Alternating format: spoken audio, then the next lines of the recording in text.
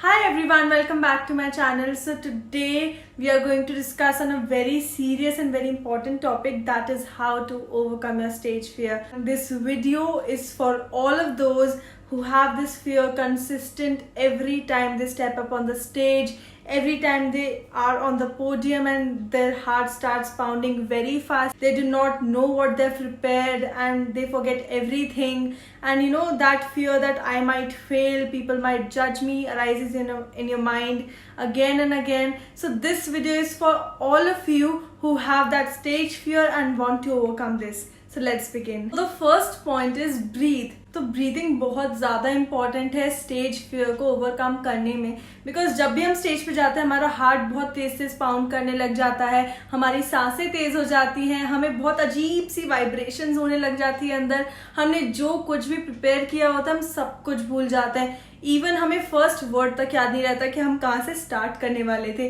तो उसके लिए आपको क्या करना है, जब भी आप स्टेज पे जाओगे आप वहाँ पे खड़े रहो 1 मिनट तक या फिर कुछ सेकंड्स तक, एटलीस्ट 30 सेकंड्स तक वहाँ पे जाओ, अपने आप को सेटल करो, कंफर्टेबल करो और ब्रीथ करो, जैसे कि ऐसे।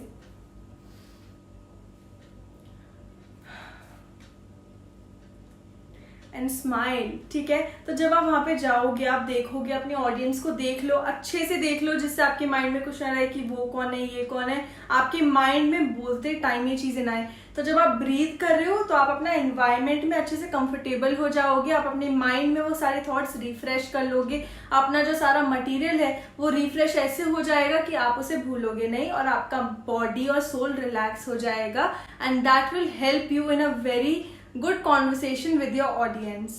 सेकेंड पॉइंट आ जाता है stand straight in an open posture. अब स्टैंडिंग स्ट्रेट हम सबको पता है क्या होता है, हम सीधे खड़े हैं, लेकिन ओपन पोस्चर क्या होता है? There are 2 types of postures, first is closed and second is open posture.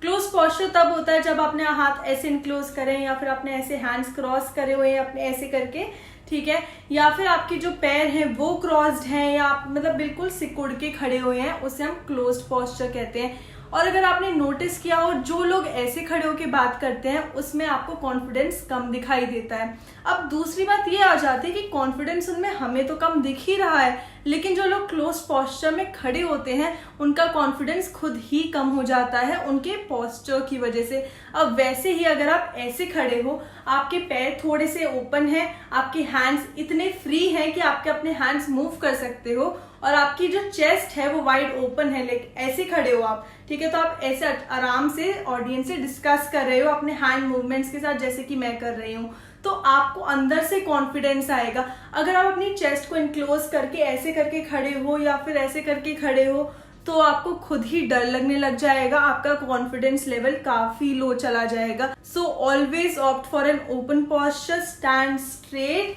Hands open, legs हल्का सा ओपन, ठीक है। स्टैंडर्डीज की पोजीशन में खड़ा नहीं होना है, लेकिन थोड़ा सा अपने लेग्स में डिस्टेंस रखेंगे, ठीक है, और हमारे हाथों को मूवमेंट भी करेंगे, हाथों को थोड़ा ओपन रहने देंगे, खुला रहने देंगे। पॉइंट नंबर 3 आता है greeting your audience and interacting with your audience. अब देखो, पब्लिक स्पीकिंग क्या होता है कि आप पब्लिक के साथ एक इंटरैक्शन कर रहे हो, उनसे स्पीक कर रहे हो, इसका मतलब ही ये होता है। अगर आप खुद में बस वहां पे जाके बड़बड़ाने लग जाओगे तो उसे पब्लिक स्पीकिंग नहीं कहेंगे, जब तक आप ऑडियंस से कनेक्ट नहीं कर पाओगे, ठीक है। अब कनेक्टिंग विद द ऑडियंस हमने तो समझ लिया कि हम नहीं कर सकते क्योंकि हमें डर लगता है, खुद तो बोल नहीं पा रहे, ऑडियंस से क्या कनेक्ट करेंगे। बट फर्स्ट ऑफ ऑल अपने माइंड में ये चीज लेके चलो, जो ऑडियंस में सारे लोग बैठे हैं, सब जब स्टेज पे जाते हैं सबको डर लगता है और सब आपकी ही तरह है, कोई बहुत बड़े जज नहीं है।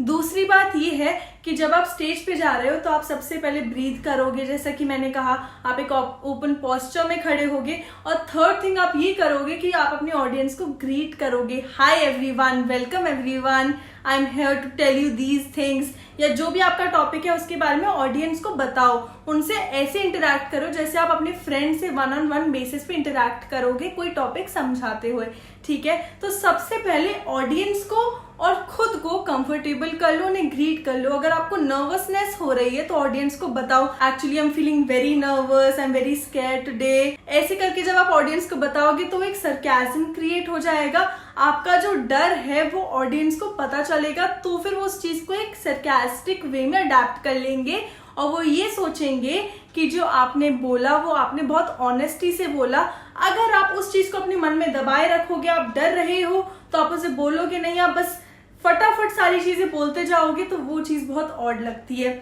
इससे अच्छा अगर आपको लग रहा है, आपको डर लग रहा है, तो ऑडियंस से 2 मिनट का पॉज भी ले सकते हैं बीच में, शुरुआत में भी बोल सकते हैं that you are nervous, and it really helps. इससे कोई बुरा इम्पैक्ट नहीं पड़ता, because it is a very common thing being nervous before speaking something. जो हमारा 4th पॉइंट है वो मैंने 3rd पॉइंट में ऑलरेडी इंक्लूड कर दिया है थोड़ा सा, लेकिन हम स्पेसिफिकली बात कर लेते हैं, टेक लिटिल पॉजेज। ठीक है, जब भी हम बात कर रहे हैं, अपनी ऑडियंस से इंटरेक्ट कर रहे हैं, तो हमें जल्दी से अपना स्क्रिप्ट खत्म नहीं करनी है, अनलेस एंड अनटिल आपका टाइम बाउंडेशन नहीं और आपको एक स्क्रिप्ट गिवन नहीं है। फॉर एग्जाम्पल, आपका 1 मिनट तक स्पीकिंग सेशन है कोई, ठीक है, तो उसमें आप अपना मैटर थोड़ा सा कम कर लो, बट उसे आराम से पॉजेज लेके बोलो। या फिर अगर आपके पास स्क्रिप्ट गिवन नहीं है, या स्क्रिप्ट है और आपके पास टाइम काफी है, आपके पास टाइम लिमिटेशन नहीं है, तो आप बहुत आराम से बात करोगे। ये भी नहीं कि बिल्कुल ही धीरे धीरे करके बोलोगे, लेकिन बिल्कुल भी फास्ट भी नहीं बोलना है। फॉर एग्जाम्पल, अगर आप ऑडियंस को ग्रीट कर रहे हो, उसके बाद अपना टॉपिक स्टार्ट कर रहे हो, उसके बीच में भी थोड़ा सा डिफरेंस होना चाहिए। अगर आप कोई सेंटेंस कंप्लीट कर रहे हो, कोई पैराग्राफ कंप्लीट कर रहे हो, एक छोटा सा सब टॉपिक कंप्लीट कर रहे हो, उसके बाद कम से कम 2 सेकेंड्स का 3 सेकेंड्स का पॉज लो। उस पॉज से क्या होगा, ऑडियंस आपकी जो इन्फॉर्मेशन आपने दी है उसे डाइजेस्ट कर पाएगी, अंडरस्टैंड कर पाएगी, उसे उसका टाइम मिलेगा। सेकेंड थिंग क्या होगी, आपका जो हार्ट है जो पाउंड कर रहा था, या आपका मतलब बॉडी थोड़ी सी शेक कर रही हो या कुछ है, तो आपको भी रेस्ट मिल जाएगा। सो हमारा 5th एंड लास्ट पॉइंट है move.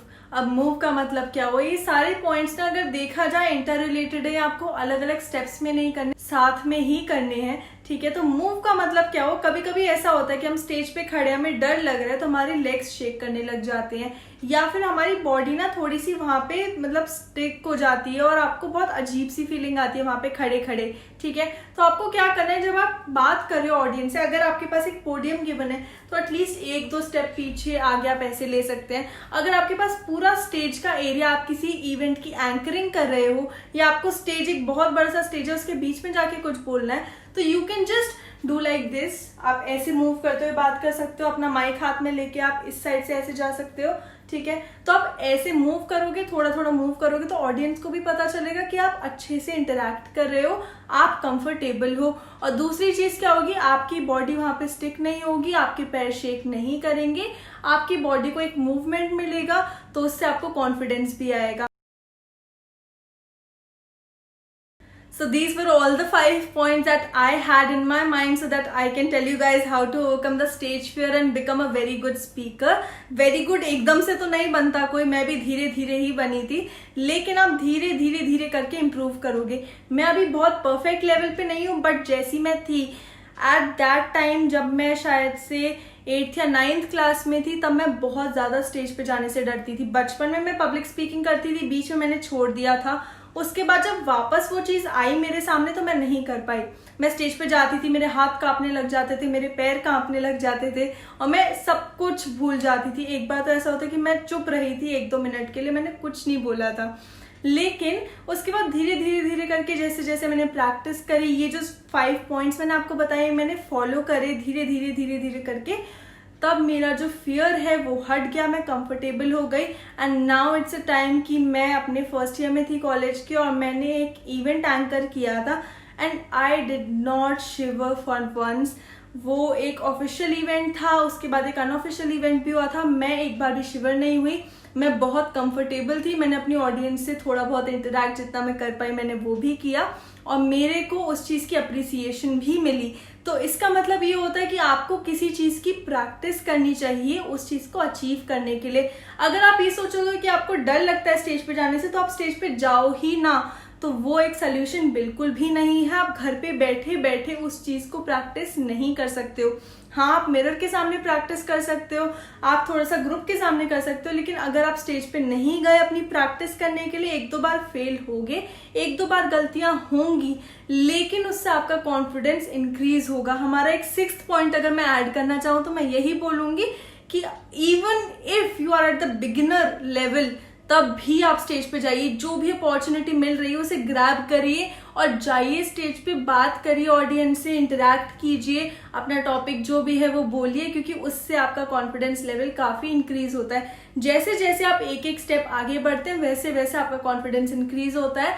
And there will surely come a day जब आप इतने ज्यादा कॉन्फिडेंट हो जाएंगे कि सब देखते रह जाएंगे, क्योंकि वो दिखता है, कॉन्फिडेंस हमारे फेस में, हमारे एक्सप्रेशन में, हमारी बॉडी में दिखता है। ये पॉइंट्स मैंने इसलिए बताया क्योंकि अगर आप बॉडी और अपने एक्सप्रेशंस और अपना जो आप बात कर रहे हैं उसे थोड़ा सा इम्प्रूव कर लेंगे तो ऑटोमेटिकली आपका कॉन्फिडेंस बढ़ जाएगा जल्दी ही।